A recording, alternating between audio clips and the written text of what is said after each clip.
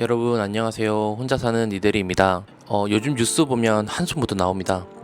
코스피가 하루는 쭉 오르다가 하루는 순식간에 몇백 포인트씩 빠지고, 회사 사람들 카톡방 보면은 분위기가 하루하루가 롤러코스터입니다. 고점 대비해서 두 자릿수 %로 급락하는 장면이 반복이 됐습니다. 문제는 이게 끝이 아닐 수도 있다는 불안감인 거죠. 빚내서 투자하신 분들, 이른바 B2 하신 분들한테는 지수가 며칠만 꺾여도 계좌가 통째로 흔들립니다. 증권사에서 빌린 돈을 못 갚으면 반대매매, 다른 말로 반대청산이 들어가요. 내가 팔고 싶은 타이밍이 아니라 증권사가 정한 타이밍에 내 주식이 강제로 팔려나가는 거예요. 실제로 최근 시장에서 반대매매 금액이 하루 사이에 수백 %씩 급증한 날도 있었습니다. 며칠 급락했다고 다음날 곧바로 강제청산 물량이 쏟아지는 거예요.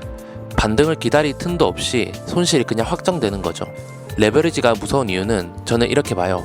오를 때는 수익이 2배, 3배로 뛰니까 다들 신나서 더 빌립니다. 근데 시장이 꺾이는 순간 손실도 똑같이 2배, 3배로 커져요. 여기에 반대매매까지 겹치면 최악입니다. 내 판단과 상관없이 가장 안 좋은 시점에 손실이 그대로 굳어버리거든요. 더 답답한 건 증시만 안 좋은 게 아니라는 거예요. 주식은 떨어지는데 집값은 오히려 계속 오르고 있어요. 서울 아파트 평균 매매가가 최근 16억 원 가까이 올라왔고, 매달 1,000만 원 넘게 뛰고 있다는 통계도 있습니다. 전세값도 사상 처음 평균 7억 원을 넘겼다는 얘기까지 나오고 있어요. 무주택자 입장에서는 정말 이상한 상황이에요. 주식은 떨어져서 손해보고 그 사이 집은 더 멀어지고, 벌 때는 남 얘기고 오를 때는 내 집만 빠지는 느낌이 드는 시기입니다. 그리고 고유가와 고환율도 문제입니다. 중동 쪽 정세가 불안해지면서 국제 유가와 항공유 가격이 크게 올랐어요. 환율도 최근에는 다소 안정화가 되었지만 여전히 1,400원 이상의 고환율을 유지하고 있죠.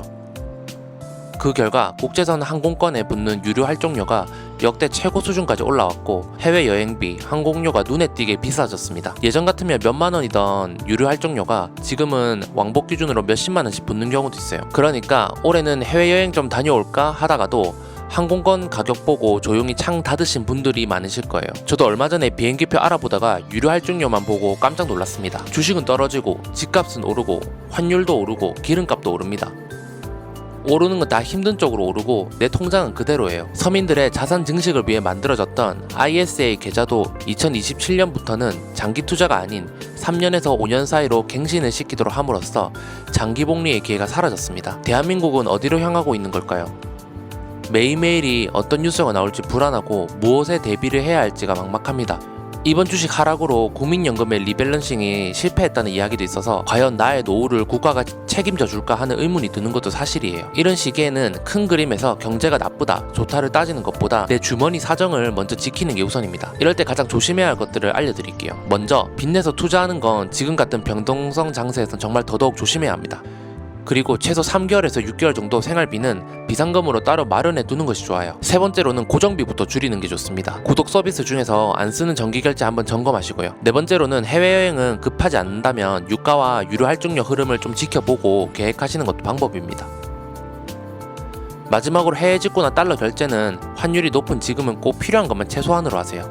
화려하게 한 번에 크게 버는 것보다 지금은 잃지 않고 버티는 것이 이기는 겁니다. 시장은 늘 다시 기회를 줍니다. 근데 그 기회를 잡으려면 먼저 살아남아 있어야 해요. 요즘 증시도 살림살이도 다 만만치가 않죠. 하지만 이런 시기일수록 무리하게 베팅하기보다는 현금을 지키고 지출을 줄이면서 버티는 사람이 결국 다음 기회를 잡습니다. 오늘도 버텨내신 분들 진심으로 고생 많으셨습니다. 다음에 또 이대리랑 만나요. 안녕히 계세요.